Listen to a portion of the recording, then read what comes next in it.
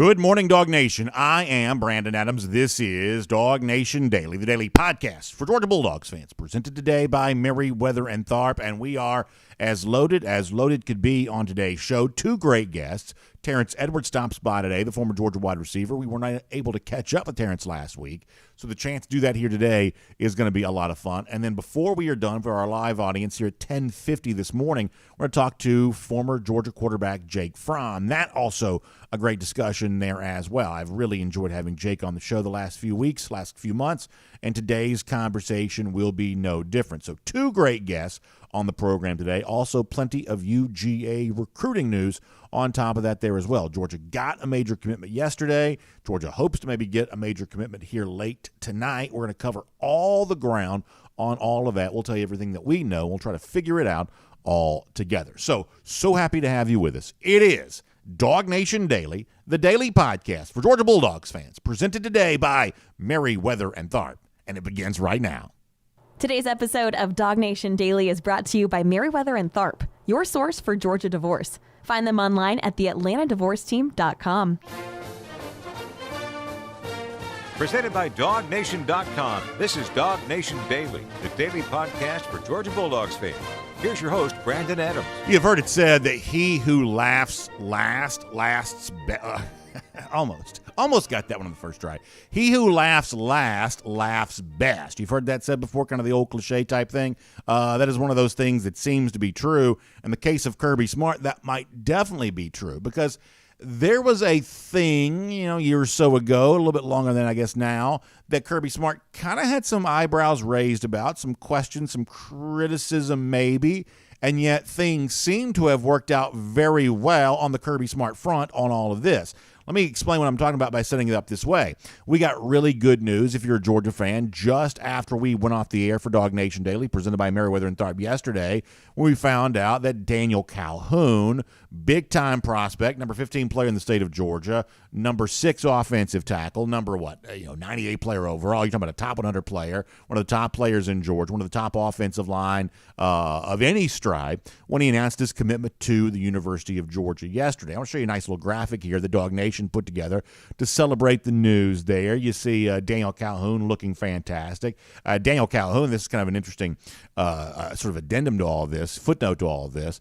He had been at Centennial. Our good friend and colleague Connor Riley played high school football at Centennial there as well. Connor actually knows Daniel's two older brothers very well, who also both went on to play college football. Daniel is now at Walton, one of the powerhouse programs in our state, but had been at Centennial prior to this. But he announced his commitment to Georgia yesterday. This was really big news. Georgia has been on a recruiting hot streak when it comes to its offensive line as of late. Michael Uini on Friday, Daniel Calhoun yesterday. And there's so much to like about Calhoun. We've kind of chronicled this. Georgia fans want to win those big battles in state. Georgia's clearly an elite recruiting program. A lot of that sometimes seems to come of the national variety, and yet there's still going to be a lot of Georgia fans who want to see Georgia, as the phrase goes, keep those dogs at home, try to keep some of those big-time prospects in the state of Georgia from leaving, especially the Atlanta area, where it seems like sometimes the emotional pull for UGA isn't quite as great as it is when you sort of extend beyond into, like, say, Middle Georgia or South Georgia or something like that. Well, Daniel Calhoun, an example of not just a big recruiting win for Georgia, but a big win in state there as well, and I think folks really like that. It's also seemingly a return to form for Georgia when it comes to recruiting some of the largest humans on earth as a part of its offensive line. Calhoun is certainly a big one, and that's kind of been the theme that Georgia has gone after with its offensive line here this year. The other thing that I think really kind of matters on the Calhoun front is that Calhoun seems to be one of those recruits, the best that you can tell based on kind of his public statements, that's making what Georgia fans would call a good decision for the right reasons. This is a guy who doesn't seem to be all that swayed by some of the glitz and glamour that exists around the recruiting process right now. You take an official visit to Texas, and they got all the Lamborghinis and the Ferraris and all that kind of stuff, parked around, the football facility while you're there. But that kind of stuff does not seem to have swayed Calhoun.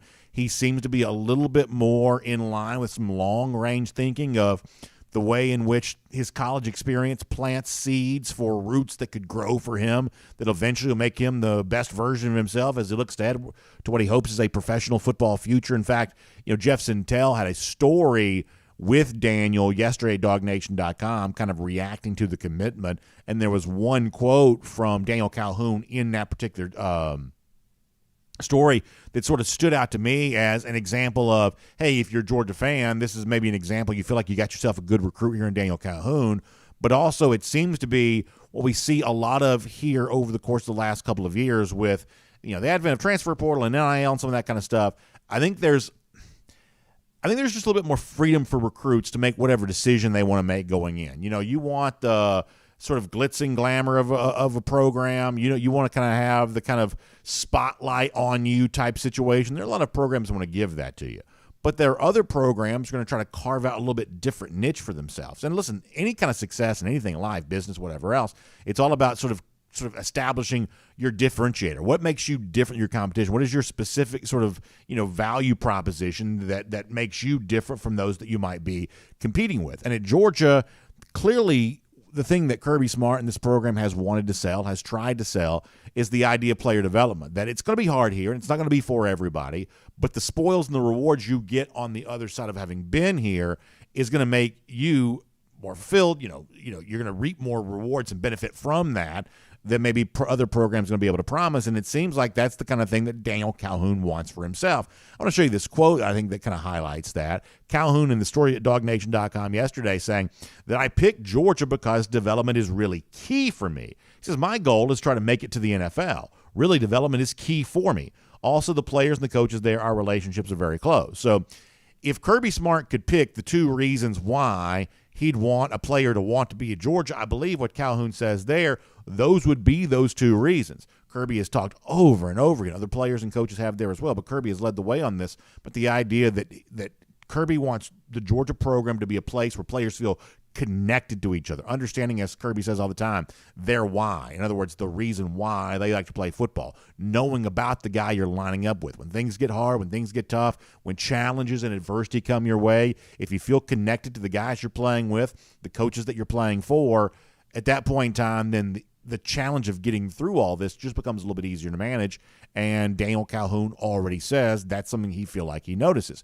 And he also kind of recognizes Georgia as a program that's been very good at development. This past NFL draft, the latest example of that with guys like Broderick Jones moving on to the first round of the NFL draft. Clearly, a guy like Daniel Calhoun is noticing that. And I would say that Kirby Smart probably likes the idea that these are the reasons that Calhoun is choosing to play at UGA. And as I said to start our conversation a few minutes ago, Calhoun is also the latest example of something that at one point in time some Georgia fans were a little suspicious about, a little skeptical of, and yet things seem to be working out exactly as Kirby Smart, I guess, had hoped that they probably would. You will know that when Matt Luke made the somewhat surprising decision to step away from college coaching a couple of years ago and, just deciding he wanted to kind of, the next phase of his life not to include coaching, well, a lot of Georgia fans were kind of left to wonder, okay, what does this mean for the Georgia offensive line coaching position? After all, Luke had stepped in after Sam Pittman, I think somewhat surprisingly,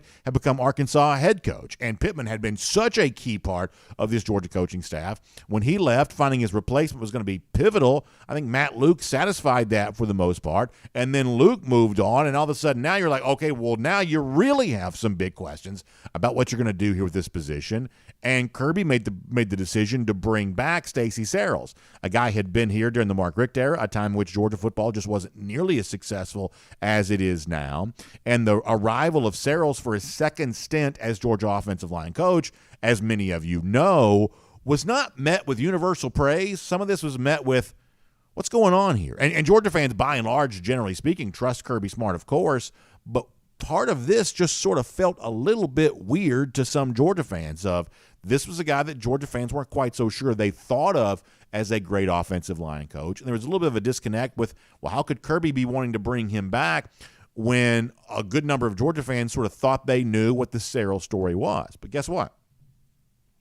As said before, Kirby Smart's getting the last laugh on a lot of people here because Stacy Searels has turned out to be, I think, a very successful offensive line coach for Georgia. And the hot streak that Georgia's on right now in recruiting, specifically with the offensive line, may be the latest example of this. Georgia's also already gotten 2 big commits the last few days. When you think about Michael Uini on Friday, Calhoun coming yesterday, They're looking ahead to future days here, the next couple of days, which more offensive linemen could join the fold. And obviously, Stacy Searels is getting a lot of the credit for that. We would say justifiably so. In fact, let's go back to Monday's show when we had a chance to talk to Jon Stinchcomb. Jon, of course, was a former All-American offensive lineman at Georgia, also won a Super Bowl with the New Orleans Saints. A lot of credibility in Jon Stinchcomb's words. And when he looked in on the situation at the time, thinking that Calhoun might join up, knowing that UGA had joined up, Jon Stinchcomb, I think, correctly pointed out, you know what? It's time to reconsider the Stacy Searels hire and realize, actually, Stacy's doing a pretty good job. This is what Jon Stinchcomb said about that on Monday.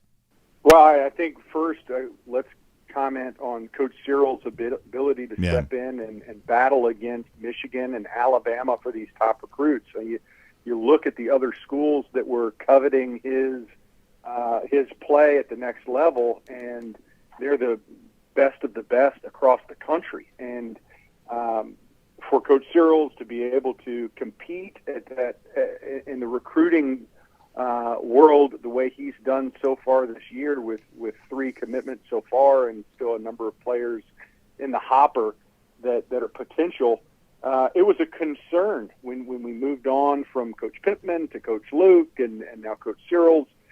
Is there going to be a drop-off? So listen, this is to me one of the things that makes sports great. The fact that in politics, sometimes what's maddening about some of the arguments that you get there, if you watch cable news, things like that, what's maddening about some of the arguments is there doesn't seem to be any kind of way to decide who the winner really is, right? It's like this side says this side says that. They're at each other's throats, and they can't even agree on a standard to judge who actually wins the argument, so therefore the argument just never really stops. But in sports, we have this really great thing. We have a scoreboard. And you may think this, I may think that. We spend the spring, the summer arguing, debating about this kind of stuff. But ultimately, most of us who are sports fans and the kind of sports arguments that go on here, most of us have a little bit of a tacit agreement that eventually the scoreboard will rule overall. And if I think this and you think that, we will look to the scoreboard, and the scoreboard will determine who the winner of these arguments are. And you want to go back to when Stacy Searels was hired as Georgia offensive line coach, there were some arguments taking place. There were some people who were saying, well, guess what? If Kirby Smart wants to hire him, then Smart probably knows what he's doing because of the success that Kirby has had. There are other folks who were like, I saw with my own eyes what Stacy Searels was at one point in time. This doesn't feel like that great of a decision. But scoreboard is on Stacy Searels' side. Scoreboard is on the Georgia football side of things. Stacy Searels is going out and winning the kind of big-time offensive line recruiting battles that a good position coach, a good offensive line coach is supposed to do. But as Jon Stinchcomb also pointed out on Monday, it's not just that, because you don't get the UGAs and the Calhouns or the Daniels or whatever else is coming down the pipe. You don't get that without also having a track record of success to kind of point to. That it takes more than a personality, and it takes more than a clever pitch, it takes more than those kinds of things to win these kinds of recruiting battles. You also have to show guys what success on the field looks like. And as you all have heard me say over and over again for the last couple of weeks, is that the Georgia offensive line performance last season, and in 2021 there as well, but last season, because we're talking about Stacy Searels here, that was as much a part of why Georgia won the national championship as anything. I believe this was the best offensive line in America last year. They should have won the Joe Moore Award. The fact they didn't says more about the award than it says about Georgia, I believe. But nonetheless, why is Stacy Searels winning these kinds of recruits right now? Because he put an offensive line on the field last year that was capable of winning and dominating in a lot of big games for Georgia. And Jon Stinchcomb was more than happy to point that out again on Monday. Let's hear him one more time. It's worth noting, and I'm assuming there's more to come. But you look at the wins that he's had, and a lot of it has to do with the performance on the field. As a recruit, you want to make sure the program is succeeding. How about my position group? And the performance of the offensive line this past season is one of the primary reasons that Georgia dominated all but one game they played in all year. And it's a testament to the resiliency and the ability for Coach Searels to come right in and take a mix of experienced players and some guys that were still cutting their teeth, and develop them and put together a group that performed at a really high level. And that's the number one recruiter. Guys want to be a part of a great program that my position group can thrive. And Coach Searels has proven that an opportunity for all players that are willing and wanting to come to be a part of the Georgia program. I think it goes without saying that Jon Stinchcomb is exactly right there. Now, let me also make one more small point. We're going to move on and talk about something different here for a moment. When you look at the true defining strength for the very best programs in college football, present day, recent history, however you want to kind of draw those parameters, y'all, it's your position coaches that really tell the tale here. There are a lot of programs that have a pretty good head coach, and there are a decent number of programs that have pretty good coordinators. You know, if we were in charge of a football team, you know, we could probably hire a head coach. We would kind of know who to go after. We could probably hire some coordinators. We'd sort of know who to go after. But the real strength are the position coaches for two reasons. Because you have to have an eye for talent when you're hiring these guys, and you have to have the kind of budget that can kind of attract these guys and then keep them employed. You know, Georgia's very lucky that they've got a handful of very successful assistants who've been here now for a good number of years. That continuity is incredibly valuable. And I've been saying this for a long time, going back for mostly the entire history of DawgNation Daily, that you can get fixated on the facility stuff, and that's fine, but commercial real estate is not winning you national championships. And you can talk about head coaches and coordinators. They're certainly pretty famous. But that ability to spend big, to attract quality position coaches, to keep them happy and let them do their job, that's the thing that separates from the best from the rest. And right now, Georgia is the very best. And do not mistake the way in which very successful position coaches like Stacy Searels, to go along with the Trey Scotts and the Glenn Trumans, who's now a coordinator but has been a position coach, and the Todd Hartleys and the Del McGee's, make no mistake about the role that guys like that play in propelling Georgia to the success that it has enjoyed. My name is Brandon Adams, and this is DawgNation Daily, the daily podcast for Georgia Bulldogs fans, presented today by Merriweather and Tharp. A lot of ways for you to get with us. We're just glad you choose one, and whichever platform you like, we're just trying to make the show available for you there, whether it's the 1st and 15, which starts at 9:45 on DawgNation.com and on the DawgNation app, 10 a.m. after that, Facebook, YouTube, Twitter, Twitch, all kinds of video platforms, Radio Noon, Athens Sports Radio 960 The Ref, as a podcast wherever you find them, including the world-famous DawgNation.com. We are just so happy to have you as a part of what we're doing here. And a big thanks to our friends at Merriweather and Tharp for making it all possible. And I know you hear me say it every week, and you're like, oh, divorce. We got to talk about divorce. Well, for some people, yeah, you do have to talk about divorce. And I hate that. It's one of those things where I wish it wasn't true. But for many of you, it is just a reality that has to be confronted. And so when you find this challenge, this set of circumstances kind of in the pathway for you that can't be avoided, the best thing to do is to make a plan, a very successful plan, to put you in a position to enjoy what's on the other side of this divorce process, this decision to move forward with all of this. And that's what a great advocate can help you do here. And I do truly believe that my friends at Merriweather and Tharp are a great advocate for you because, listen, their track record of success speaks for itself. They have helped thousands of people before get to a satisfactory outcome in their own divorce situation. So if you find yourself in this, going through the scary and confusing sort of emotions that can be conjured up throughout all of this, then trust what has worked for other people before and have that initial consultation. I'm not telling you to believe in them just because I tell you they're great, although I do believe they are great and will be great for you. I want you to verify this for yourself by having that free initial consultation with one of those Merriweather and Tharp attorneys. Tell your story. Sometimes it's just kind of nice to have someone listen to your story, talk to them about your circumstances and what's unique to your situation, and then just listen. And the conversation will go into a direction about what you can do to protect yourself, protect all the things that matter to you, and put yourself into a position to enjoy what comes next on the other side of this divorce situation. That is why Merriweather and Tharp is your source for Georgia divorce. I want you to find them online at theatlantadivorceteam.com. That's theatlantadivorceteam.com. Merriweather and Tharp, your source for Georgia divorce. All right, we have a very busy show for you here today. Coming up before we're done, we're going to do this for the live audience here at 10:50 this morning. We're going to talk to the former Georgia quarterback, Jake Fromm. It'll be a part of a Kroger Fresh Take. Now, when we have Jake on the show, what we are also going to do there as well is we're going to announce the winner of our Celebrating American Heroes contest, courtesy of our friends at Kroger and Traeger Grills. We'll announce the winner of that here coming up before the show is done today there as well. So we got a lot of ground to cover there before all of that. Also, Terrence Edwards stops by in a couple of minutes. The wide receiver spot at Georgia has been kind of an interesting topic for us the last couple of days. Terrence always has plenty of really interesting things to say about that. So we will talk to Terrence about all of that here coming up in just a moment. Prior to that, let's go around the Dawghouse as we welcome back Serve Pro to Around the Dawghouse here today. Our friends at Serve Pro have been such a big part of Around the Dawghouse throughout the years, and they are back with us again here. So Around the Dawghouse presented today by our friends at Serve Pro. They do really important work. We'll tell you more about that here in just a moment. But as a part of Around the Dawghouse presented by Serve Pro here today, I do want to also highlight another big recruiting decision that is set to be made. It's going to be a late one tonight. I believe it's 10 p.m. Eastern time for Joseph Jonah-Ajonye, who is a big-time defensive line prospect, number 37 prospect in the entire country, according to the 24/7 Sports composite. He is set to make his decision tonight. There's a number of sort of hats on the table, so to speak. A lot of folks sort of think this kind of comes down to a Georgia versus Oklahoma battle in some respects. A lot of folks kind of like where Georgia may sit here.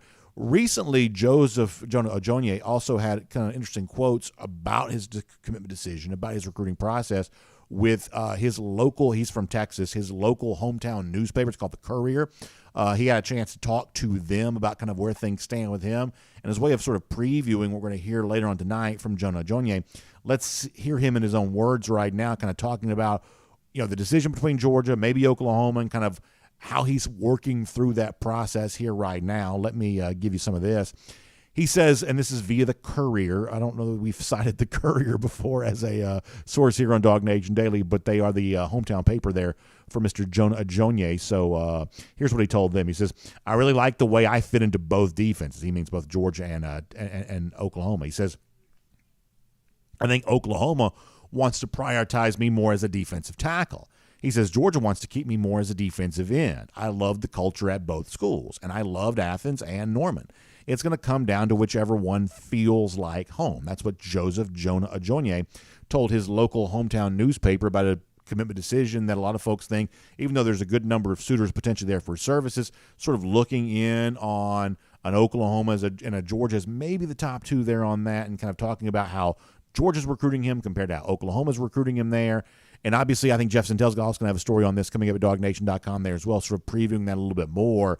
This would obviously be a major recruiting win if Georgia were able to get it, especially in kind of light of some of what's been going on here as of late. Georgia missed out on a Justin Scott the other day. There's some thought that a defensive end like Edric Houston might be also veering in the direction of Ohio State. So getting a win of this caliber would obviously be a very, very big deal. Many of you also know that Joseph Jonah-Ajonye's high school teammates, Justin Williams, a five-star linebacker that Georgia's very much a player with here right now. Winning this battle would seemingly have some momentum there for that too, you would be left to assume. So it's tonight, it's late. DawgNation watching it closely as a big-time, number 37 rated prospect in the country, Joseph Jonah-Ajonye, getting ready to make his college decision. You hear him there in his own words talking about the pitch that Georgia's given to him. Come here, be a defensive end. By the way, following the footsteps of a guy who at that same position became the number 1 overall pick in the NFL draft. And maybe for Georgia, who's been on a little bit of a hot streak in recruiting lately, some of that on the offensive side of ball on the line of scrimmage, maybe some of that happens for the defensive line here later on tonight. We'll certainly have to watch and see. And we will make that Around the Dawghouse, presented today by our friends at Serve Pro. And as I told you before, I am so happy to have Serve Pro back with us here on Around the Dawghouse here right now, because I love the work that Serve Pro has done for so many of you over the years, including us here at DawgNation there as well. Some of you remember the story. It was like, a year or so ago, last fall. Was it last fall this happened, where we had water thing broke, like a pipe broke or something like that. And literally, the area around the wonderful palatial studio I got a chance to sit in was just completely just ransacked. I mean, it was awful. And our friends at Serve Pro showed up, and they did for us what I've been telling you they will do for you now for a couple of years. They cleaned it up, and they left it like it never even happened. And that's what they do for water damage, for fire damage, for any of that kind of stuff that you might have going on there. That is what Serve Pro is all about. They put this stuff back together, whether it's your own home, whether it's your commercial property, whatever you have going on, that's what our friends at Serve Pro are all about. Also, each and every one of these franchises is independently owned and operated. What that means is that when you do business with Serve Pro, you're doing business with a company that has some skin in the game here. They value a successful, satisfactory outcome for you just the same way you value that for yourself. It is why I've been so proud to have them as a part of Around the Dawghouse for such a long time, including back here right now. So if you're looking around at your home or maybe a rental property that you own or some sort of commercial space and you see damage caused by fire, caused by water, caused by who even knows what else, our friends at ServPro want to clean that up for you. They want to fix it up for you. They have what we call restoration specialists. They want to restore what you have, the property that you own, back to its original condition and really leave it like it never even happened. No signs, no traces, no residue. That is what our friends at ServPro are all about. So please find them online at servpro.com. Let me spell it for you. The word serve, S-E-R-V in this case, servpro.com, S-E-R-V, servpro.com. It is great to have them back with Around the Dawghouse here today. All right, so before we're done, I told you it's Jake Fromm. We'll announce the winner of our Celebrating American Heroes contest. What a fun thing that's been for us around DawgNation here this summer, especially on the heels of the 4th of July, Independence Day, America's birthday, greatest country in the world, we believe. So all of that coming at the conclusion of the show today. But for now, I did not get a chance to speak to Terrence last week. Terrence has been grinding here right now. He's been out in the heat doing a bunch of football stuff, but he's obviously watching everything happening around Georgia football very, very closely. And yesterday, we kind of got a lot into the wide receiver situation and some of the attention that group is getting here right now. So I know that Terrence will have a lot to say about that. Also, we'll kind of talk to him about some of the UGA recruiting stuff that's going on there as well. So let's get ready to settle in and do that. We appreciate all of you being here today, talking Georgia football, having a good time, and we love it when Terrence Edwards does the same thing. We'll enjoy it with Jake Fromm coming up a little bit later on there as well. So good to have him and all of you with us here on DawgNation Daily, presented by Merriweather and Tharp today.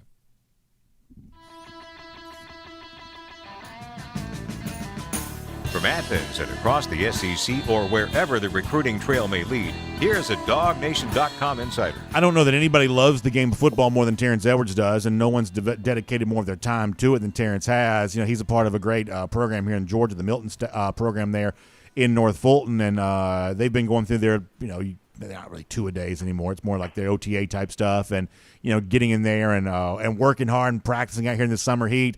Terrence, thanks for being back on DawgNation Daily here today, and boy, you find out how much you really do love football when it's 1,000 degrees like it is here in July, or like it was last week in late June, and you're out there, you're losing weight, you're sweating through your clothes. You find out how much football really means to you when you're participating in the sport in conditions like that, right? Oh, most definitely. I was just sitting back thinking, as a player in Middle Georgia, how the heat is just a little different in Middle Georgia with the gnats and everything else. I'm like, we just had no problem. That's what we were supposed to do. I'm like, we was crazy being out there and three-a-day practice with Rick Tomlin down in Washington County. So, you gotta love it. Football is a sport that you gotta love. You can't fake it, because I personally believe it's the hardest sport out there to play. Did you just say 3-a-days? Y'all doing 3-a-days back then? Yes, we did 3-a-days, and the schedules, we had a defensive practice in the morning. Then we went to lift weights. We had lunch, special teams practice from 1 to 2. We took a break, then offensive practice from 5 to 8, I think it was. And we did 2 weeks of that, and I guess that's why we left with 3 state championships. That's exactly right. We should explain to people, this is, Washington County, this is not a roster of 150 people. So when there's defensive practice, you're participating in that. When it's special teams practice, correct, you're also it's not like there's a different 50 guys that do the special teams and a different 50 guys that do defense. It's like you and Takeo Spikes and all you guys, your brother Robert, years before, like whatever phase of the game, everybody's got a role in each of those phases of the game. Oh, most definitely. It wasn't we have 100 kids, and no, we played both ways. We played both ways, and everybody had participated in the defensive practice, special teams, and then offensive practice. So it was great though. I wouldn't change it for the world what we went through and the football aspect of it. Man, it was great times. And 25 years later, because this is my 25th class reunion, 25 years later, we're still talking about those Washington County Golden Hawks back in the late 90s. No, listen, I love that for sure. Let me do one more thing on kind of a similar topic, then we'll move on to something else. Kirby's talked about this over the years there as well, and one of the things that he said before, which I think is really funny, but it's also probably true there as well, is, so-and-so as a player, hey, sometimes these guys practice better indoors than they do outdoors, is that this time of year, whether it be some of these August scrimmages that'll be coming up for Georgia or some of the stuff that you all are doing to kind of get ready for the high school season right now, there is a little bit of a mental check there, right? That you've got to be able to embrace the part of the game here mentally, because when you get tired, it becomes hard to think through your responsibilities quite as well. If you're trying to, block a guy, it's hard to kind of think about that. Or if you're trying to remember the route you're supposed to run, whatever else, the heat kind of plays tricks on your mind. It's a little bit hard to think about what you're supposed to do when all you may want to think about is just how hot you are and how much you want to get indoors. And these fancy, nice indoor facilities that exist now, which I'm guessing y'all didn't have in Washington County back in the day. But when you have all that kind of stuff going on, that the level of kind of mental focus required to go out and practice outside right now is just a little bit different kind of thing, isn't it? Oh, most definitely. When you have any kind of elements, weather elements, it's rainy or cold or super hot, you're not thinking 100% on the task at hand. You're thinking about, man, it's hot, man, it's raining, man, it's cold. And you lose focus. That becomes your primary focus in your mind of, while we're out here, we have this nice indoor facility. Man, I wish we was inside out this heat. So your focus kind of lacks a little bit because you're worried about the elements, and rightfully so, because there's been some hot days, some rainy days, some cold days that I didn't have the luxury to go inside when I was at Georgia or in high school. And shoot, a lot of these high schools now have indoor facilities that they could go inside. So the times that we're living in right now, but it is a mental hurdle that some of the guys have to get over, and it's tough. I'm a player, and I always kind of speak from a player perspective. It's tough going out there in 100-degree weather and going out there and giving everything every day. It gets tiresome sometimes. All right, let's shift gears here. One of the things we talked about yesterday was the fact that it seems like right now the Georgia wide receiver position is getting a level of praise that we don't often see this group getting in recent years.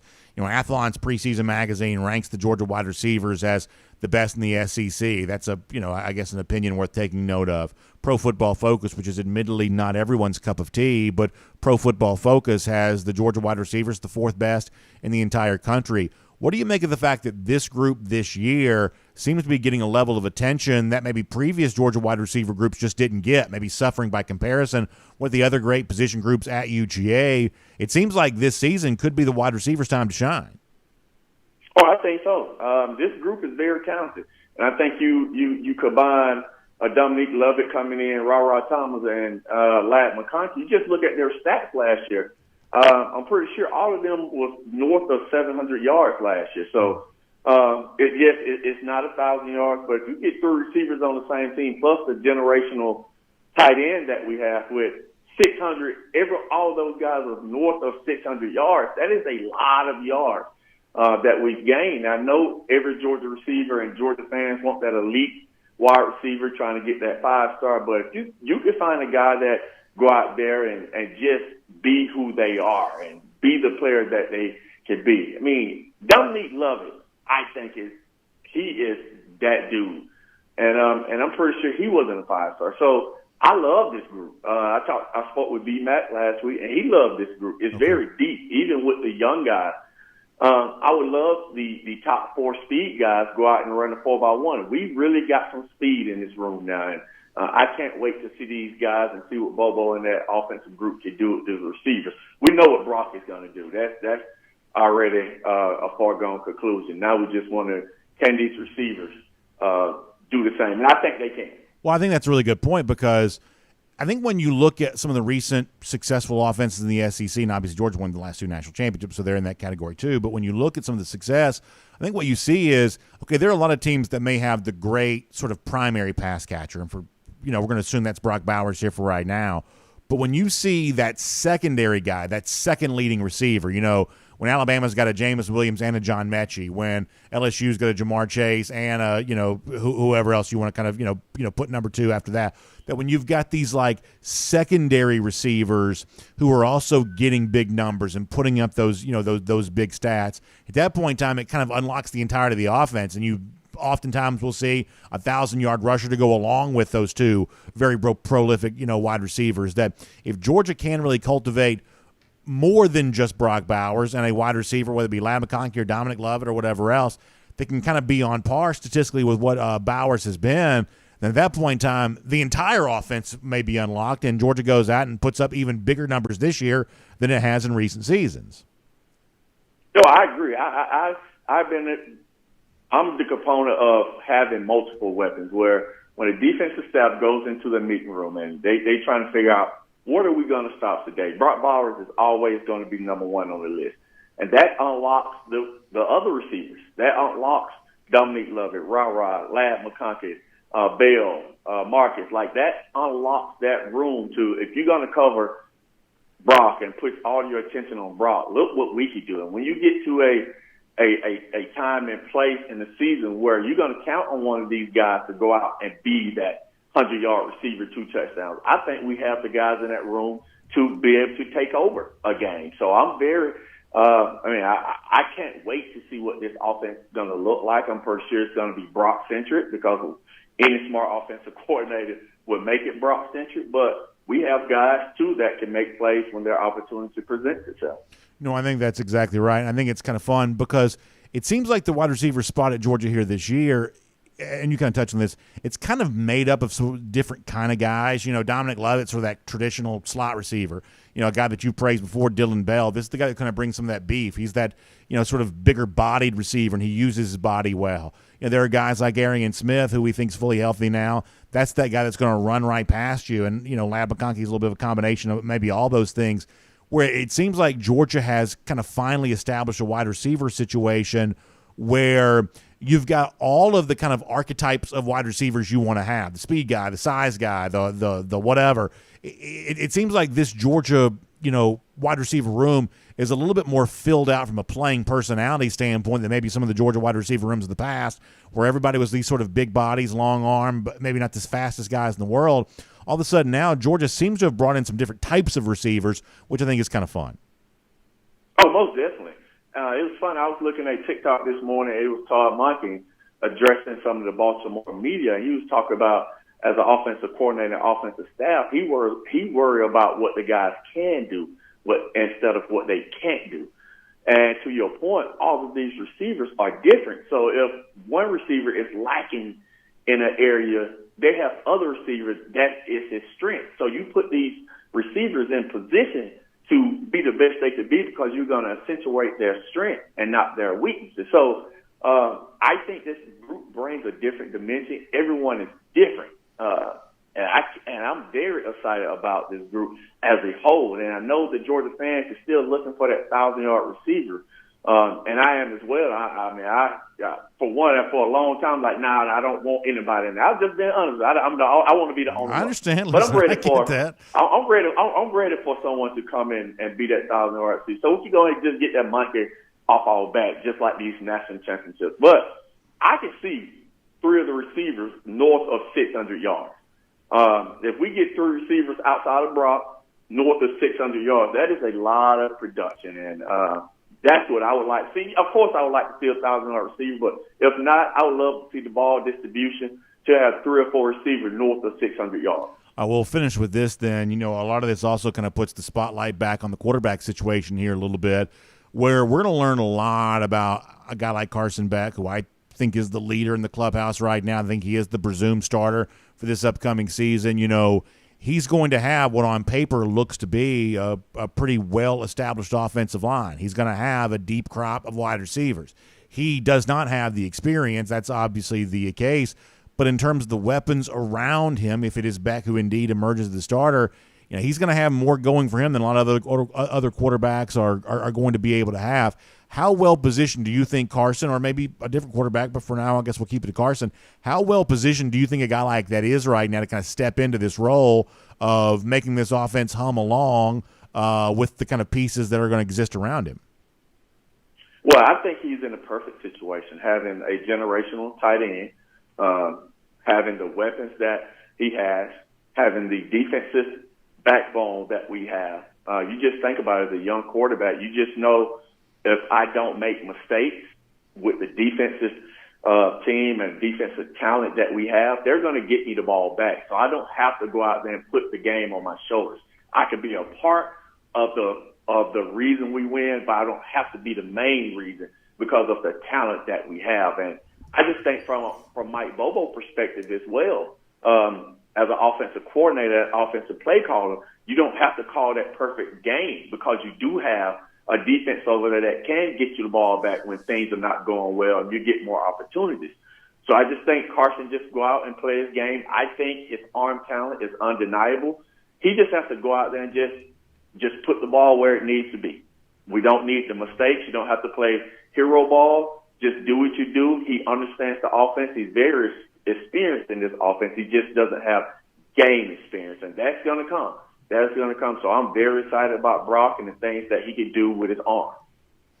Terrence, great stuff as always. We appreciate you being here, part of DawgNation Daily, presented by Merriweather and Tharp. Obviously, that Terrence Edwards Wide Receiver Academy. This time of year, I know it's tricky because there's a lot going on, but you're also always, talking so much football online and doing things like that. For people who want to reach out on social media and connect with the Terrence Edwards Wide Receiver Academy, how can they do that? You can find me on all social media platforms at Terrence Edwards Wide Receiver Academy. Terrence, it's great to speak to you. We appreciate your time and look forward to doing it again very soon. Thank you. Let's take a look around the rest of the league. This is SEC Through. That is a great conversation with a great former Georgia player. And on today's edition of our program, that is not the only great former player who's going to be with us. 10 minutes from right now, we'll talk to the former Georgia quarterback, Jake Fromm. And I want to get more into that quarterback situation with Jake a little bit. It came up on yesterday's show of, I guess it was our buddy Mike that said, are we sure that Carson Beck's got this quarterback situation locked down? So I'll ask Jake Fromm that directly here in a moment about how much of a lock does Carson Beck maybe have this quarterback position here right now. We'll do some of that with Jake Fromm here coming up in just a little bit. Prior to that, let's go cruise around the SEC, courtesy of Royal Caribbean. And, boy, I'm really excited. It seems like there's so much new stuff going on in the Royal Caribbean right now. And, obviously we're excited about our DawgNation cruise coming up in April of 2024. Of course, that's the case. But also Royal Caribbean introducing some brand new ships into the fleet there as well. And that's one of the things that has been really fun. You've been hearing us now talk for a while about Icon of the Seas debuting January of 2021. 2021. That's actually a couple of years ago. Sorry about that. Sometimes the synapses don't fire quite the way that I wish they would. Debuting in January of 2024. That's just a few months from now. Icon of the Seas. But, y'all, that's not the only brand new cruise ship Royal Caribbean's getting ready to roll out. How about Utopia of the Seas? This is the latest kind of Oasis-class ship. It's going to be an amazing experience. Brand new restaurant concepts, obviously the same kind of Oasis-class entertainment. And for those of you who maybe have a little bit of familiarity with the Royal Caribbean cruise experience or a little bit of familiar with the cruise experience overall, the thing that sort of sets the Oasis-class ships apart from everything else, because the ships are so large, because they have so many distinct neighborhoods, it's the array of entertainment options that you get that really make this what it is. I'm talking about the Aqua Theater on the back of the ship where you have the high diving show and all the great sort of stunt spectacular stuff that kind of goes along with that, or the other live music type venues or the Broadway style productions and all that kind of stuff. That's what Utopia of the Seas is going to really kind of be pushing the envelope with and really kind of, once again, kind of taking that cruise experience to another level. And beginning July of 2024, you're going to be able to take those 3 and 4 night sailings from Port Canaveral. That's sort of my home port when I take cruises. That's the port that I like to sail out of. You're going to be able to take those 3 and 4 night sailings on an Oasis-class ship and a brand new one, Utopia of the Seas. So it is time to start thinking about next summer and what you might be able to do there with that. Our friend Jessica Slater, she can help you. Give her a call, 770-718-9147. That's 770-718-9147. And if you want more details about the DawgNation cruise, April of 2024, also on an Oasis-class ship, Allure of the Seas. She's got a great website for you on all of that. How about RoyalDogs.com for more? That is RoyalDogs.com for more on that. She's got you covered there on everything. All right, so before we talk to Jake Fromm here in a few minutes, I want to talk about what I think is a little bit interesting right now. So it is the final year in the Big 12 for Texas and Oklahoma before they join the SEC. And if you want to make a list of the biggest storylines in college football, we have said, and I believe this is true, that the biggest storyline in college football is Georgia going for a third straight national championship. There's nothing from any kind of intrigue or any kind of mystery. There is no storyline in college football more significant than a historic feat that has not taken place since the 1930s. That's the biggest deal in all college football. After that, you can talk about Ohio State trying to get over the hump against Michigan. Michigan's beaten them 2 years in a row. You can talk about a lot of other things. The Georgia go for 3 in 23 is the biggest deal that's out there right now. But beyond that, as I said, there are some interesting storylines. And one of those interesting storylines, sort of secondary to Georgia's pursuit of a third straight national championship, is what a program like Texas and a program like Oklahoma can do in their final year of the Big 12. Life, as you know, gets much harder for these programs next season. So taking advantage of the opportunity they are in, kind of the new look Big 12, teams like UCF, Cincinnati being added into the fold there, BYU, that's going to just be really, really important. And it's interesting to see right now Texas coach Steve Sarkisian kind of articulating that a little bit, acknowledging that they want to take advantage of the last year Texas has in the Big 12. And let's face it, Texas has been, from a resource standpoint, head and shoulders above all of its Big 12 competition for quite some time, and they have been unable to do anything with that for the most part. We've seen lots of different teams win the Big 12 since Texas last won it. Sort of speaks to Texas being kind of an underachieving program in the Big 12. Their last chance to kind of correct that narrative about themselves is this year. I want to read this quote from Steve Sarkisian because I believe that it's interesting. He says, "I feel that our team is on a mission.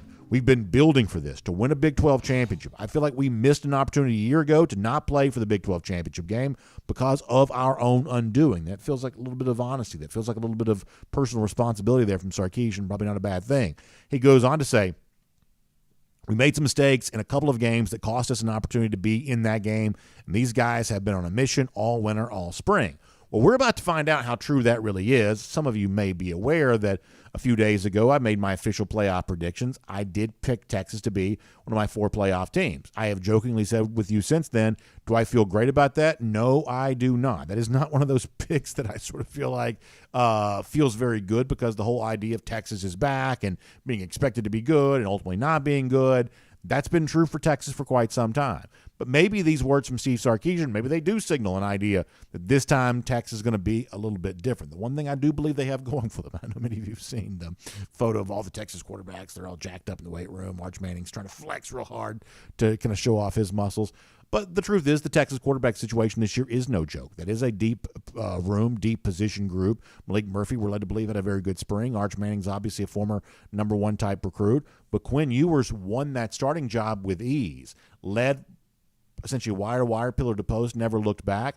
We believe that Quinn Ewers can be one of the very best quarterbacks in all of college football. And we do think that Ewers can really separate for Texas here this year. And they truly might be able to take advantage of what is obviously a much weaker, much more watered down conference in the Big 12 than what it will be in the SEC. So we've kind of cast our lot with Texas. We'll be laughed at almost certainly when it proves to be wrong, but that's kind of where we are right now.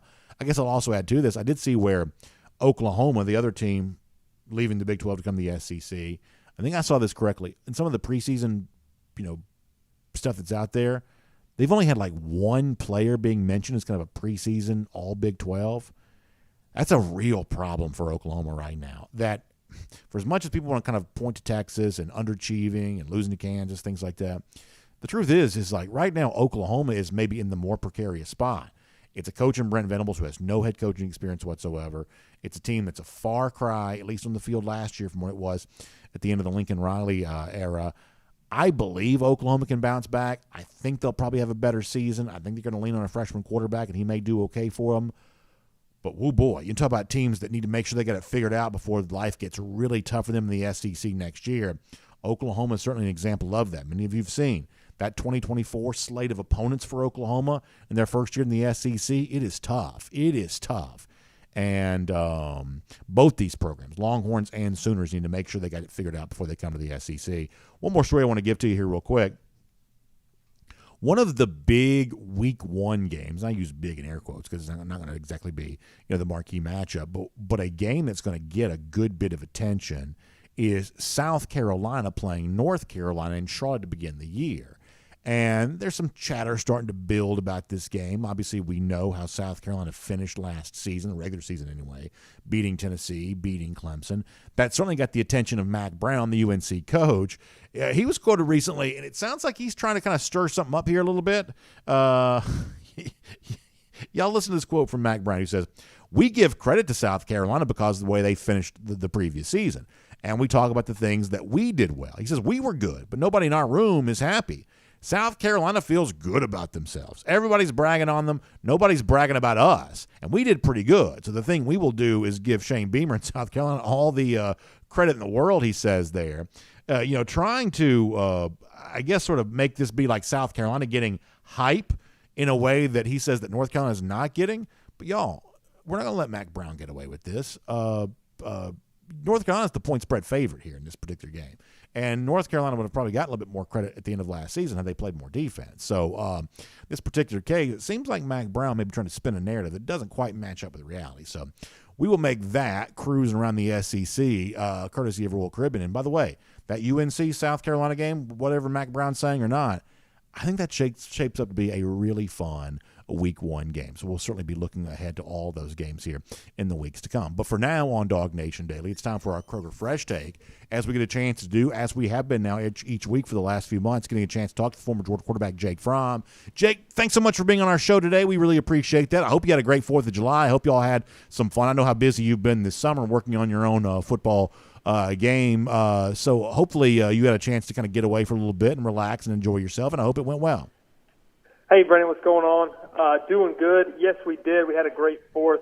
Got a little time away from all the work, but it was good. It's all a good fireworks show and good time spent with the fam. That's always important. I love a good fireworks show, so I'm glad you got a chance to enjoy that here over the course of the last couple of days. Hey, one of the things that's come up on our show the last couple of days is the immediate future for the Georgia quarterback situation, where when last we kind of checked in on this team at G-Day, we saw Carson Beck playing pretty well right there. I think, a lot of folks sort of concluded the spring assuming it would be Carson Beck's job, but obviously, it's a summer in which Gunnar Stockton and Brock Vandagriff are continuing to work hard there as well. They want to stay a part of this competition. How locked up do you think this is? I mean, I guess, as I said before, you've got your own football career that you're thinking about, but as you think about the program that, you once were a part of, I guess how much is your expectation that Carson Beck is the guy, he will be the starting quarterback, and this offense will be kind of constructed around him, or how wide open do you think this still could be as you move into the start of summer practices here at the beginning of August? Yeah, I mean, that's kind of a tough question, because Coach Moore always preaches just competitiveness. We're competing, and, each and every day is an opportunity to earn your spot. But, like you said, Carson played really well in the spring game.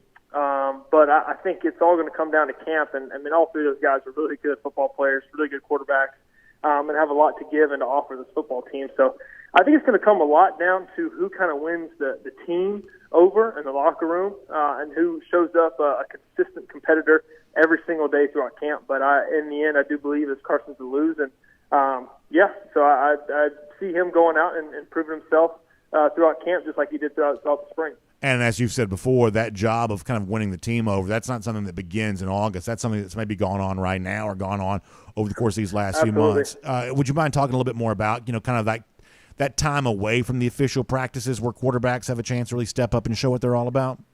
Yeah, there's a lot of time to grow in a leadership role throughout the summer, throughout summer workouts, because coaches are away, they're taking their vacations, they don't get to spend as much time with the players as much as the strength staff does, and then obviously nobody's going to spend more time with the players than the players themselves. So it's a great time for him and for anybody really to step up, to lead, and prove that that they're capable of leading and directing this team to where it needs to go and needs to be and end up, which is obviously back into a national championship contender role. So it's a big opportunity for those guys throughout these strength programs they got going on throughout the runs because, man, they're tough. They're really tough here. Coach Sinclair does a great job putting the guys through it mentally and physically. I'm going to challenge them every single day.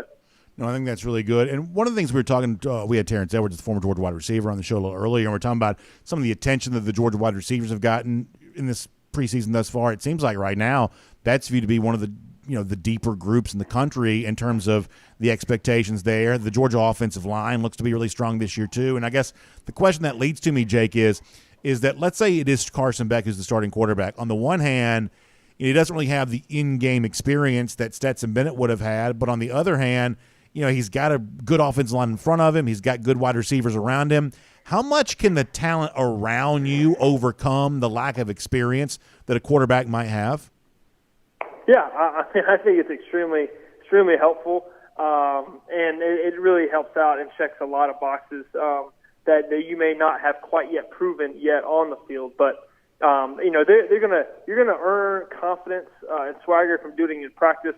And then you're going to feed off the confidence from the rest of the guys who have been there and done that too in the huddle as well. So, in this case of Carson, he's been through practice. The practice here are as hard or harder than a lot of the football games that we end up playing in throughout the season. So he's been through it, and then he can feed off the confidence that the other guys have, that they've been through it as well, and let those guys just put the ball in their hands and let those guys go make plays. So it kind of leads me to as well, and after this we'll talk about something different.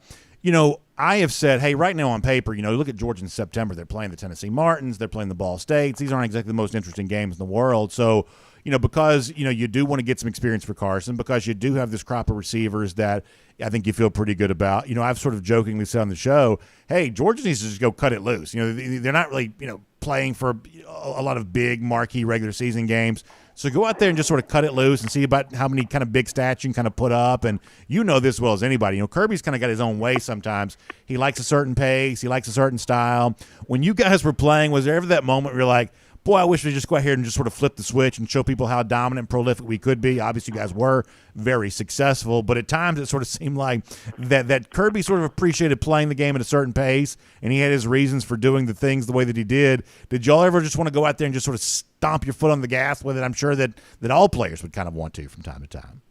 Yeah, for sure. I think when it comes to Coach, he's all about playing to a standard. Playing to a standard that we ourselves create and what we want to play and what we think we're capable of being. So it kind of really doesn't matter, who's on the other side of the field. It's just, hey, we're going to go play to our standard that we know we're capable of playing, and whatever it's going to be, it's going to be. So, I think for those guys early in the season, and then as long as they can have a mental focus about playing to their standard and what they created during fall camp, I think you're going to be fine and be able to get better throughout the season.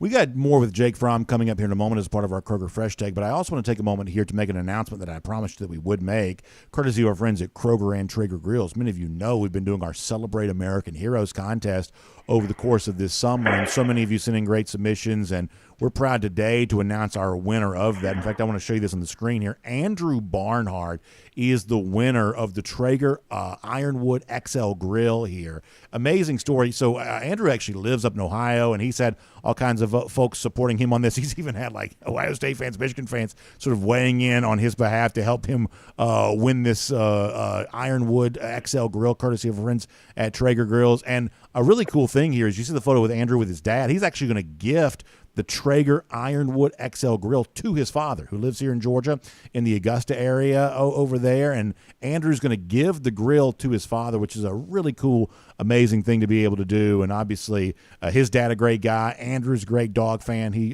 told us some stories about how much he's enjoyed some of the great Georgia wins here as of late. So this really worked out exactly the way we hoped it would, with a great contest celebrating American heroes. Andrew Barnhart, you are the winner. Congratulations. And also congratulations to Andrew's father, who sounds like going to get himself that Traeger Ironwood XL Grill. Obviously, the Kroger $500 gift card, a part of all this there as well. So what a great contest. What a great winner. Congratulations, Andrew Barnhart, winner of the Traeger Ironwood XL Grill and the $500 gift card, courtesy of Kroger.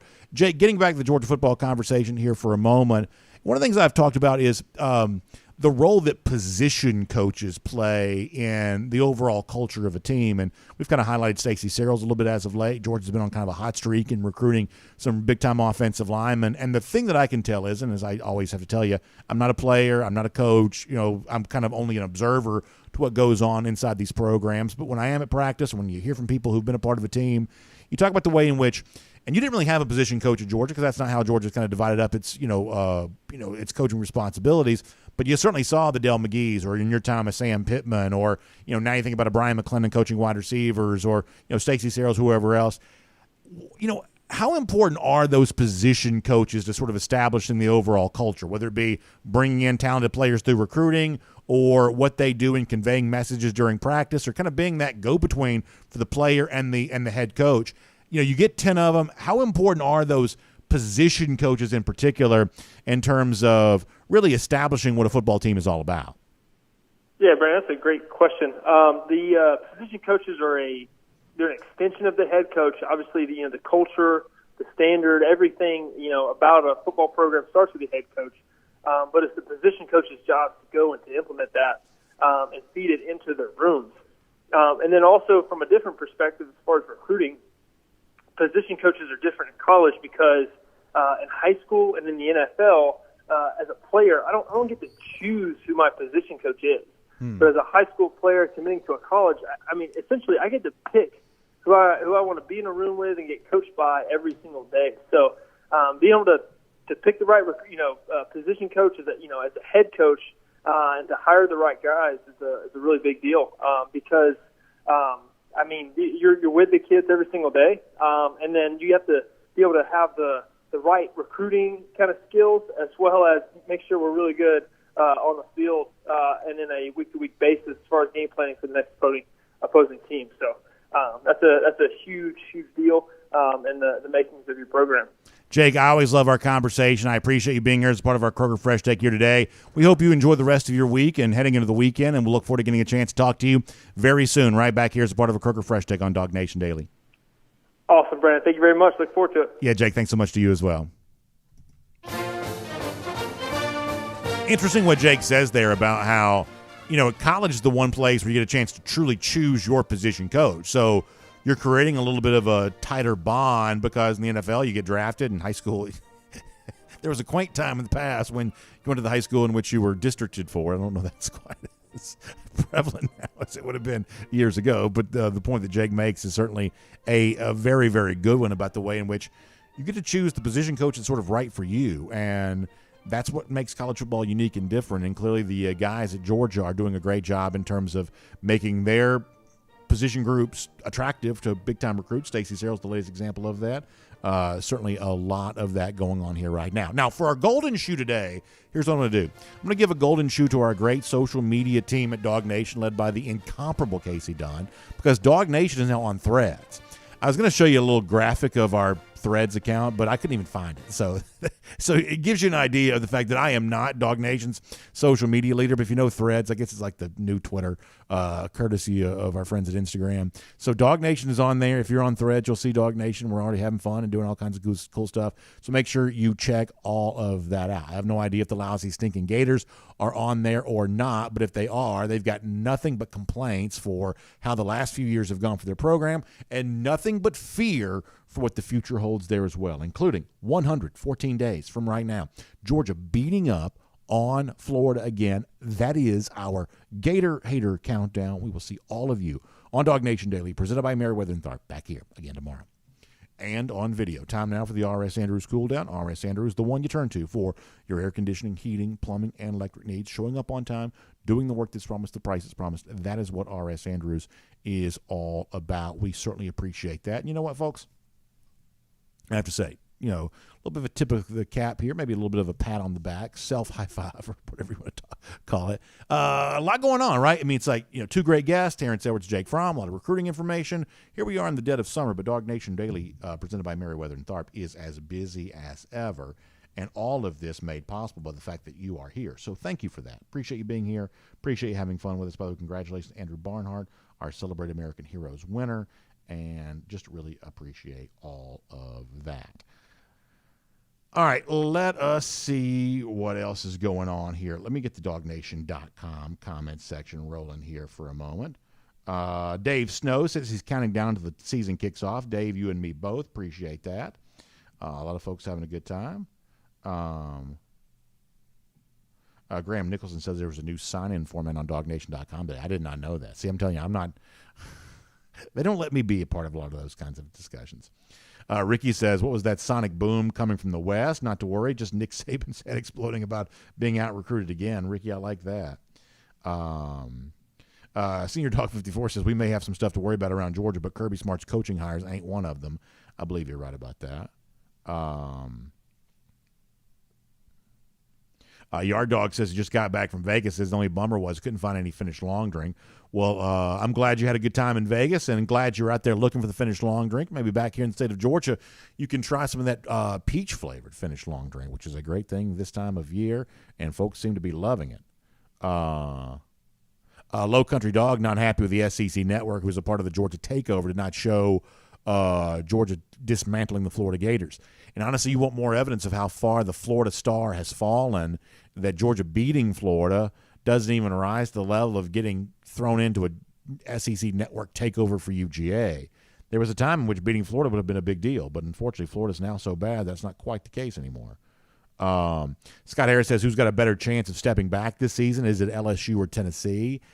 I would say Tennessee. I mean, I think you're looking at a Tennessee team that's going to be preseason somewhere in that top 15 type range, which means that, you know, if you play golf, you understand the idea of a dispersion rate, that when you hit a shot, sometimes it goes right down the middle. But even for like really good golfers, even for PGA Tour golfers, there's a dispersion rate, right? Where it's like there's a certain distance this way the ball could go. There's a certain distance this way the ball could go. This is why, not to get too lost in the, you know, the sauce here, this is why like high rough does not help shorter drive. A lot of people say, well, how do you kind of bridge the gap between the long drivers and the short drivers? And some people say, well, about higher rough.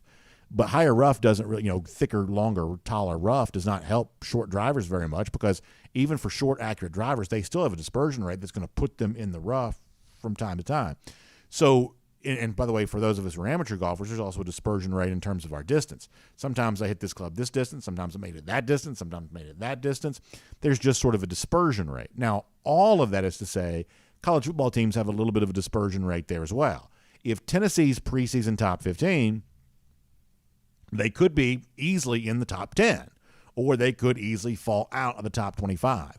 That when you kind of factor in the overall dispersion rate for Tennessee, there is a chance they finish far below, you know, where I think Tennessee fans are sort of hoping they're going after the promise of beating Alabama and writing books about that, all the stuff that happened a year ago. Now, you would say, well, BA, if that's true for Tennessee, isn't the same thing true for LSU? And the answer to that question, of course, that it is. Tennessee fans would point out, if they were sitting here, if we allowed them in the building, that, well, we beat LSU a year ago. That's also true there as well, and that's certainly a win to Tennessee's credit. But there's a big difference. LSU has a longer track record of recruiting success than what Tennessee has. LSU just has a deeper roster in place. In addition to the likes of the Mason Smiths and the guys like that, they've won the recruiting battles for. They've also brought in like 14 transfers this year, 10 on defense alone. And so that gives LSU a chance to have the kind of roster depth that would make it less likely to kind of be overtaken by the just sort of the natural dispersion rate that's going to, you know, impact, you know, certain teams. This is also a LSU team that's going to be led by a coach in Brian Kelly that has a long track record. Now, listen, I don't really like Brian Kelly. Many of you don't there as well either. But the one thing that Kelly has shown is an ability to find his way into some wins. As the coach at Notre Dame, he's not taking his team and beating the most talented teams in college football. You know, he made the college football playoff twice, basically got embarrassed both times he was in there. So we know Kelly was not going to beat the elite, most talented teams in college football. But was Brian Kelly mostly beating everybody else? He kind of was. And in close games and hard-fought games, he was also finding a way to kind of win those there too. At this point in time, Brian Kelly is a much more proven coach than Josh Heupel is. Maybe in a few years that's not quite as true anymore. Heupel could be a coaching star on the rise. That's at least a possibility. He's clearly got kind of an identity on the offensive side of the ball. You can't deny that.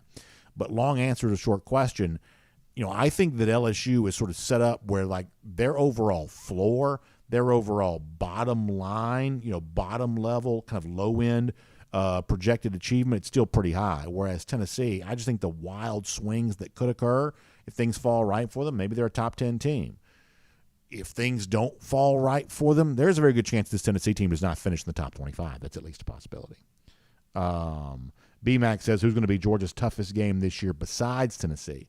The one that I've had circled, BMAC, for quite some time is that road trip to Auburn to conclude the month of September. Jordan-Hare Stadium, I do believe, is a tough place to play. I think it always is. As you've now heard me say more than once, if Auburn were to beat Texas A&M, which they a win they could get, a game they could win, if they were to win that game the week prior to hosting Georgia, I think that even creates an even more intense atmosphere for Georgia going to Auburn. Plus, this is an Auburn team that might not be all that bad. You know, I'm not talking about 10 wins, but could this Auburn team win 8 this year? I think it could. If you have to play what is theoretically an 8-win level team on the road, is that a tough game for you? I think it could be. I think the Auburn game could be end up being – I mean, there's a chance I believe that Georgia road trip to Auburn may end up actually even being tougher than the game against Tennessee. And I'm not trying to trash Tennessee here because I still think they'll be pretty good. But, I mean, my projected record for Tennessee might be somewhere in the neighborhood of 9-3. My projected record for Auburn could be somewhere in the neighborhood of 8-4. So you're actually, if my projections turn out to be true, you're actually not talking about a Tennessee team that's wildly different than what the Auburn situation would be. Let me go to YouTube. See how folks are doing over there.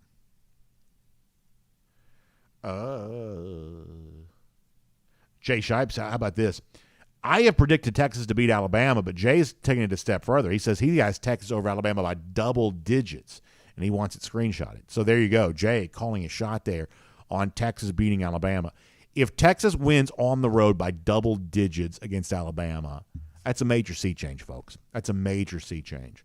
That's the emergence of Texas. You'd have to acknowledge it, and that's really significant erosion for Alabama. And I'm guessing Alabama hasn't lost a game by double digits at home in a decade. No, more than a decade. It'd be way more than a decade. 2 decades, you'd have to probably say. Because when they lost to LSU in 2019, that was by a touchdown. The game they lost to Ole Miss in 2015 was also close as well, right? Now, when's the last time that Alabama lost double digits at home? Crow King 123 says Texas at Bama is just too big a moment for them. It was too big last year at home. I don't buy it. So, Crow King, I get the point that you're making, but I think from my perspective, you're being a little bit unfair. Like, Texas was a gigantic underdog last year, and they went step for step with Alabama. Even if you don't care about the gambling angle on that, relative to expectations, Texas overperformed a year ago. They showed they could be on the same field with Alabama. Going into that game, most people thought they were not capable of doing that. So I'm not saying that you believe in moral victories, but for a coach like Steve Sarkisian at that point in time in his arc as the Texas coach, I think that Texas made a little bit of a statement by playing close with Alabama a year ago, I think. Frank Patterson asked about Tate Ratledge. I think we're going to talk about this tomorrow. Ratledge said that he thought Neyland Stadium was the best stadium in the SEC. So my take on this, and I don't want to give the whole thing away today because I do want to do this in the show tomorrow, I think. My take on this is if Tennessee fans are laughing about this, that just shows how dumb some of them are.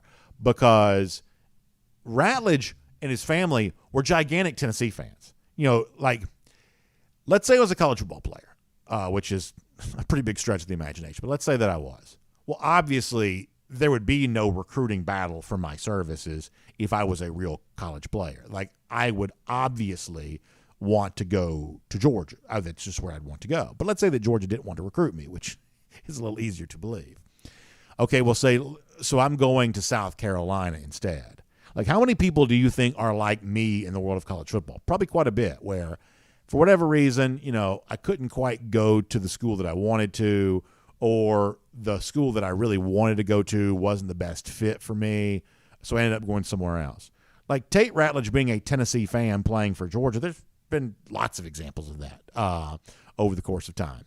That's not all that unusual for college football. You remember the I think it was Fox 5 that had the kind of turned into a little bit of a meme or a gif or whatever, where Ratledge's dad kind of peeled off that power tee off his truck the day that Tate Ratledge chose Georgia.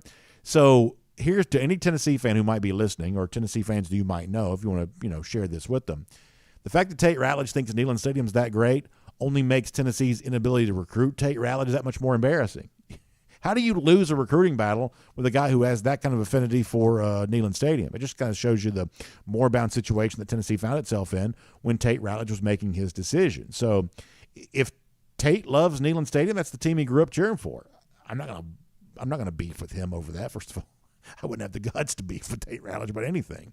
That wouldn't probably end very well for me. But even if I would be willing to, I'm not going to beef with him over that. We all grew up having favorite teams and sort of cherished memories and whatever else. The fact that Tennessee couldn't use that built-in affinity to win that recruiting battle is one of the reasons why Tennessee's been irrelevant for decades. Howard Eubank says, just ask, the Mays brothers. That's right. I mean, Cade Mays was as Tennessee as it gets, ended up coming to Georgia for a little bit. because Tennessee was kind of a toxic situation there at the time. That's a great point. Thomas Dewey saying, how good is Stacy Searels as the offensive line coach and recruiter for Georgia? And then we talked about this off the top of the show today, Thomas. I think we have a good bit of evidence right now that he's quite good, and better than a lot of folks maybe thought that he would be. And, that's what's fun about sports is we keep track of all this kind of stuff. And I argue this, maybe some of y'all argue that, but ultimately we turn to the scoreboard and let the scoreboard dictate the winners and losers. And that's why sports talk and sports shows like this are oftentimes much more fun than other kind of commentary would be. Let's see what else.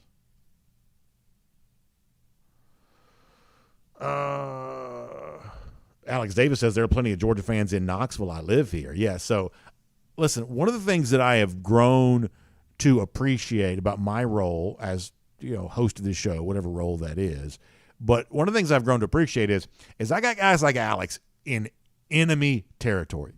Do you know what it must feel like to be a Georgia fan living in Knoxville? And as he says, there are some Georgia fans there because Knoxville's not a small town, necessarily. It's one of the 100 biggest cities in America, I think. It's not a small town necessarily, so you're going to have decent pocket maybe of some Georgia folks who got positioned in East Tennessee for whatever reason. But the idea that we get to be a lifeline, a little slice of Georgia for people who are, stuck in enemy territory, I take that very, very seriously. So, Alex, I'm glad you're here.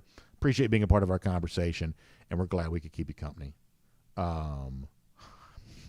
Memphis Dog says we need to do a charity wrestling match between BA and Tate Ratledge. Let me tell you something. I ain't wrestling Tate Ratledge for anything. Not for anything. I don't care how much charity. You can give $1 million to my children's college fund. I ain't wrestling Tate Ratledge for anything. So I knew a guy, a good high school coach. He was talking about, competing against, I guess it was Darlington. That's where Tate went. Talking about how, Tate, this was a guy who really kind of made his bones as a recruit by really just being a fighter, right? And I mean that in as complimentary a way as you can, that, coaches would tell me, listen, this guy's trying to fight us on every play. It's like, we're getting beat 100-0, and yet Tate Ratledge is still out here trying to fight us on every play. And he meant that in the most complimentary, way possible, that Tate Ratledge is just a nasty guy along the offensive line. And that's exactly what you want those interior offensive linemen to be. You want your guards to be street fighters. You want them to be brawlers, barroom brawler types. That's what Tate Ratledge is. And let me tell you something. That is not what I am. That is not what I am. So there will be no, even pro wrestling style works, there will be no wrestling match between me and Tate Ratledge. I can promise you that. Miriam Corbin checking in from Boston. She said she's going to be up there. She said, we got to see the Red Sox win and sing Sweet Caroline last night. It was great. That's awesome. Had a chance to be at Fenway Park before. It's a really cool experience. And, Boston summertime can also be really nice and pleasant there, too. So, Miriam, I'm glad you checked in. Hope you're having fun, and we're glad to be able to see you there today.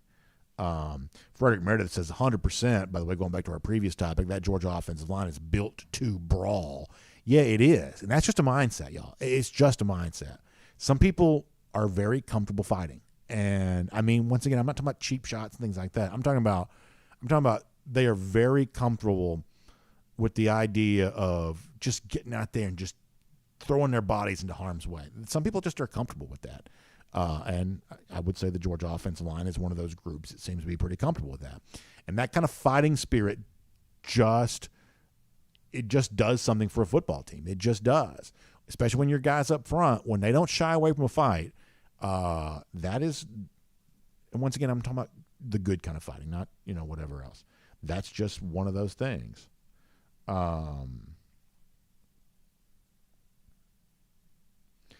Let us see what else.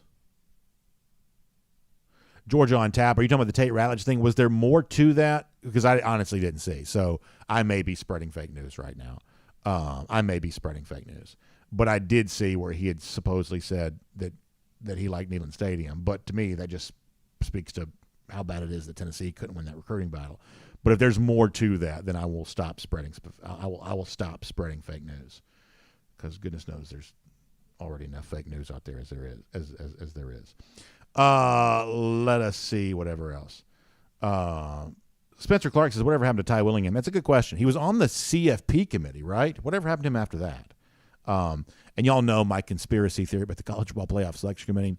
I believe there's no more like useless roles than the non-athletic directors on the CFP committee. It's like you always have, well, this guy was a former coach, and this guy, was former whatever else. This person was Secretary of State. The only people who have any power in the CFP committee whatsoever are the athletic directors.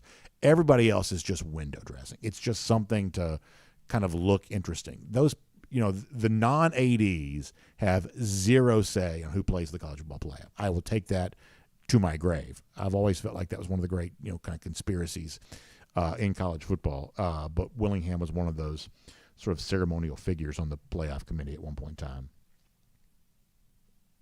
Miriam Corbin says the SEC Media Days are coming up. Can the season be too far behind? No, Miriam, it cannot be. If Media Days is here, and within the next couple of weeks it will be, that means the season's just right behind us on that. You are absolutely right.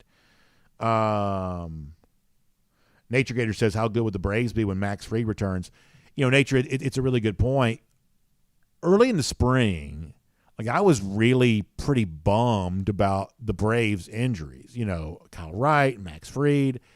And I say this jokingly, the Braves have sort of rendered starting pitching somewhat meaningless. And obviously, I know how not true that is.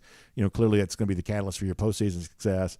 But the Braves have just sort of made any given day starting pitcher for the most part, relatively, uninteresting as a topic because the Braves mostly start games with 5-run leads. And there's a lot of pitchers who are going to be capable of succeeding when they are spotted a touchdown to begin the game. But you're right.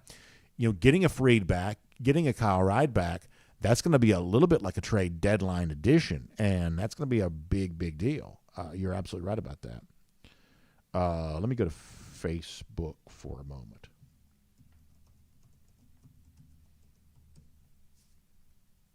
On Facebook.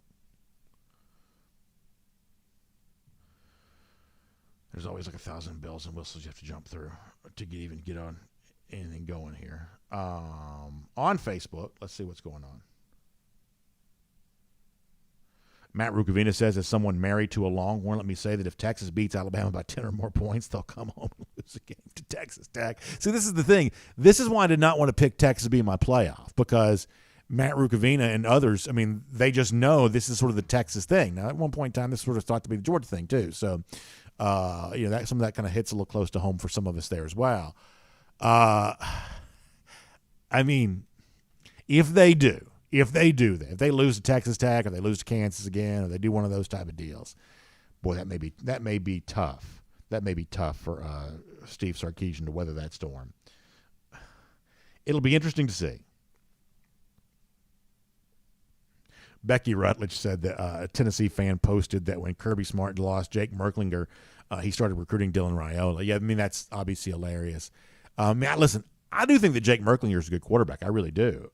There's oftentimes a situation where if Georgia hadn't gotten this guy, would I have been happy with another guy? I would have been pretty happy with Jake Merklinger, I think. I don't think he's the same level of prospect that Dylan Raiola is. But, and by the way, this is the stuff that we try not to do around here because, listen, I'm a fan, you're a fan. We do a fan-friendly show. This is our conversation does not take itself too seriously. We're not curing cancer here. We're just having a football conversation. And, we're, just, kind of kicking around the topics of the day. But at the same time, we still want to be, intellectually honest about our points of discussion. And recruiting is sometimes the hardest type of place to do that because there are plenty of people who are more than happy to peddle that, if Georgia or let's not say Georgia, Tennessee, whoever else, big state U, if they lose a recruit, that means that they didn't want him at all. This bigger fish, whatever people say, they didn't want him at all. Or if, so-and-so chooses a different school, all of a sudden it gets spun as, oh my gosh, Georgia wanted this player so bad, but the heroes of this program swooped in, they got him. You know how that kind of stuff goes. And I would say that there's probably no fan base living in more, sort of a grandiose world than Tennessee fans are right now, especially if that's evidence of it. Absolutely.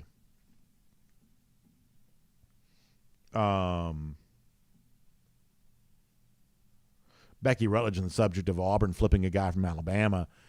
let's watch this Alabama situation here a little bit. Let's watch their recruiting scenario just a little bit. We'll see how that plays out. Also, I'm telling you right now, y'all, Hugh Freeze is going to be heard from. I'm just telling you, he's going to be heard from. There's no doubt about that.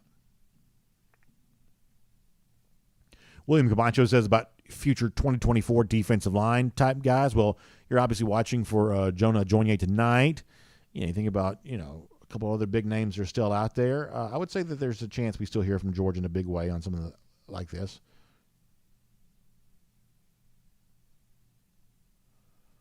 Alex Lundeen says, I'm taking my daughter to her first, she's 14, to her first game against Tennessee Martin. Alex says, I hope the cell phone light's going to be shining bright during the fourth quarter and the red overhead lights come out. It's been a long time. Alex, I hope you and your daughter enjoy that. That sounds like a really fun time. And this is one of the things that makes the Tennessee Martin game, the Ball State game, the stuff like that, UAB, a little bit more valuable to some than it is to others because, let's face it, and your daughter's a little older, but for some of us who have even younger kids than that, sometimes the bigger games are hard to take younger kids to because the atmosphere is pretty intense. It's harder to get tickets. It's just a little bit and if you're worried about taking care of your kids, you may be missing, part of the game. And so, when it comes like Georgia, Tennessee a year ago or Georgia, Arkansas the year before that, some people would say, that's not necessarily my best choice. Take my child to their first game. That doesn't sort of feel like the right thing there on that. It's cost prohibitive. It's stressful because you want to focus on the game, and yet, the kid wants to go to the concession stand every 5 minutes. Now, the 14-year-old may be a little bit different, but that's the overall point. And I'm not saying this is a reason to keep the Tennessee Martins and the Ball States and the UABs in the schedule in future years. I kind of hope a lot of those games go away. But there is unquestionably some value in families getting a chance to take kids to the game for the very first time. There is something kind of cool about the environment for those games that makes that a little bit more possible than otherwise. So, Alex, I hope you all have a great time doing that. Let us see what else. Matt Rukavina unhappy with Miriam Corbin for betraying the Facebook audience over, as he calls it, on SpewTube. So there you go. Bryce Dixon, good to see Bryce. I feel like we haven't seen Bryce in a minute. Good to see Bryce here today saying, I saw a Tennessee, I should say a Virginia Tech fan up here in Tennessee while I was decked out in Georgia gear. He thinks we will win the national championship. So there you go. Virginia Tech fans showing themselves to be pretty smart if that's the prediction that he's making there. You see a lot more, I'm guessing, Virginia Tech fans over in the west part of Tennessee, near where like Bristol Motor Speedway is and stuff like that.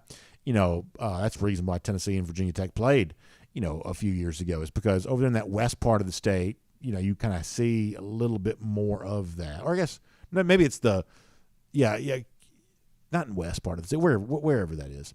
You kind of see a little bit more of that. West is more like Memphis, but you sort of see maybe it's just more like north central Tennessee. I guess that's what it is, kind of north central Tennessee, where you would kind of see that Allegheny Mountain type stuff.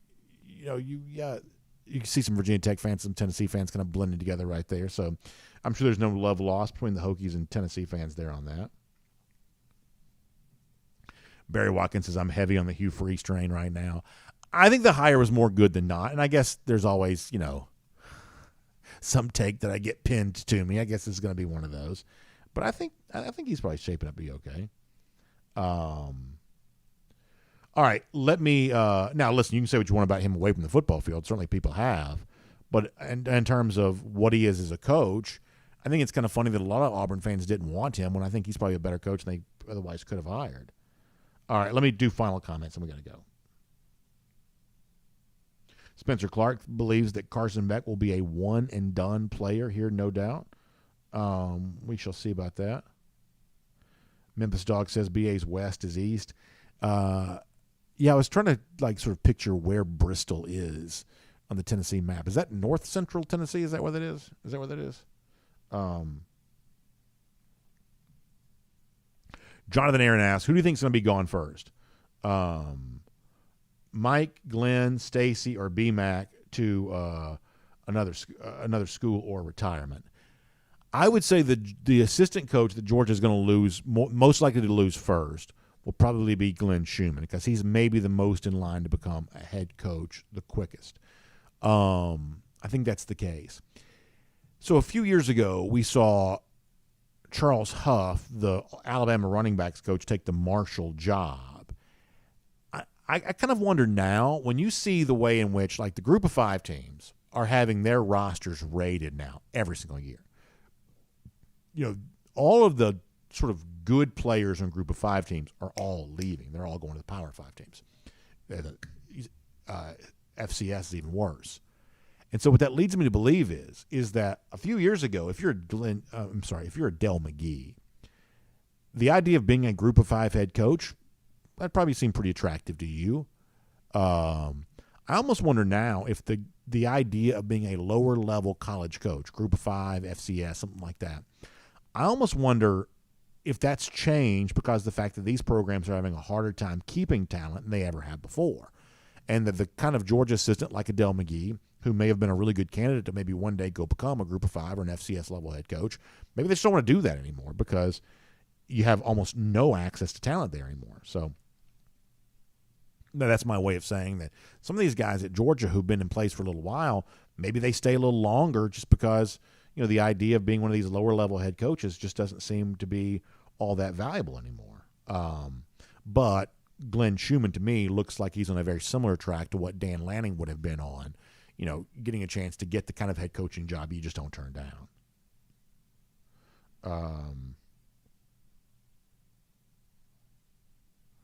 Howard Eubanks says the Georgia quarterbacks don't have a chip on their shoulder with all the disrespect given to them. Do people not realize what they're doing? Do you really think that Georgia quarterbacks have gotten disrespect this year? I don't know that I've seen that. I mean, I've seen some questions being asked of Carson Beck about, you know, how he fills in for Stetson Bennett, but some of that's probably fair. I mean, I think that Beck is probably in line to have, you know, a good year, but some of that's probably fair, don't you think?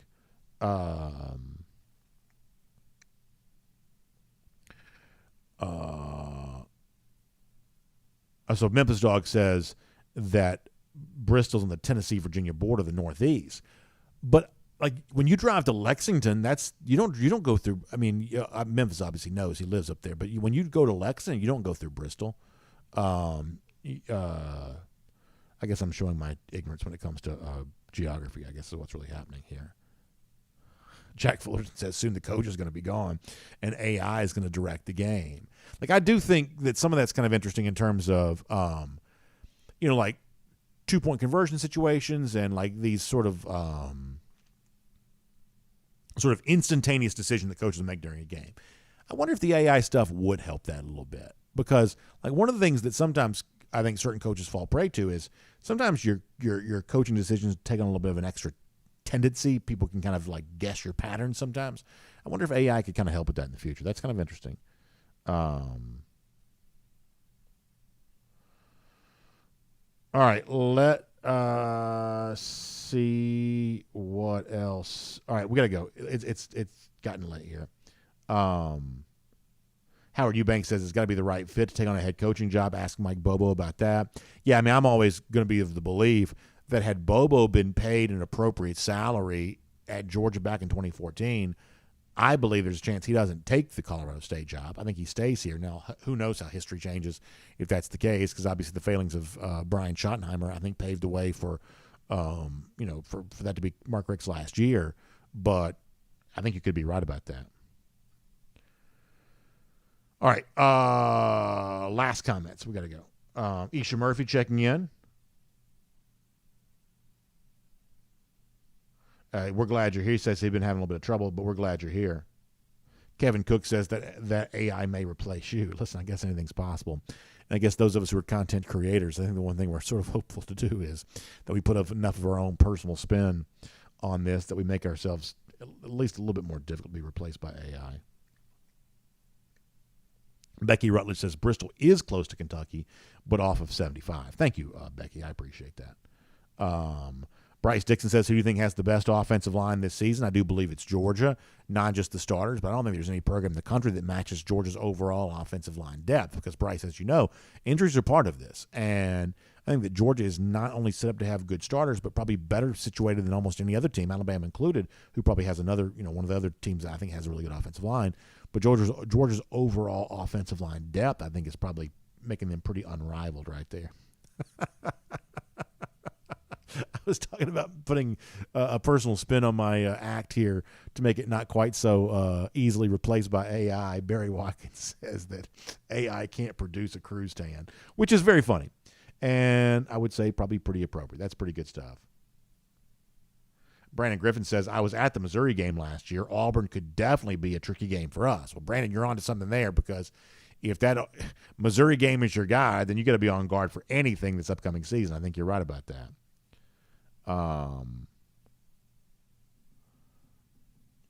Let's see. Randy Glass says, with the current number one recruiting class, should we be concerned that five-star momentum feels like it's slipping away from us, especially at a wide receiver and defensive line? And, well, I mean, keep your eye on Jonah-Ajonye tonight, because while it's not a five-star, he is like 37th in the composite ranking, which is like, within a couple of spots of what traditional five-star would be. So that would be a pretty big deal. I think about Williams and Wernie and some of the others that, have a chance to kind of go here. And, while Justin Scott, to Ohio State, kind of, took the pizzazz out of some Georgia fans, I haven't really gotten any kind of indication that the KJ Bolden thing is destined for bad news. I think a lot of Georgia fans still like where Georgia's positioned there. And I think what you see kind of playing out here is the same kind of natural twists and turns that take place with most recruiting cycles here these days. It seems like a lot of the big-time wide receivers have big-time offers other places, and they're kind of being swayed by that. But ultimately, Georgia's winning its fair share of battles here, there, too. So at one point in time, admittedly, some of the conversation was sort of centering around, greatest class of all time, and just, picking, pick of the litter of every single five-star. And obviously a little bit more of a realistic appraisal and assessment's probably kind of crept in since then. But Randy, overall, I do still feel like this Georgia recruiting class is heading for a good level of balance, good level of depth.